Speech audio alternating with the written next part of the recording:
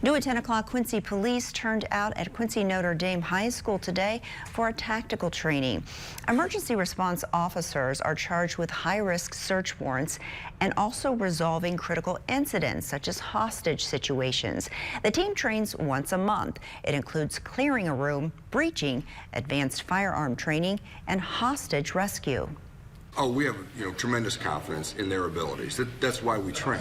We train for very dangerous situations, hoping that we never have to deal with them, but being ready in case they happen. I've been fortunate enough to work with this team several times before while I was on active duty, and then after I started my security and defense consulting company. And so, yeah, they're top notch. Includes 15 members who received training with specialized tools, all for safe resolution.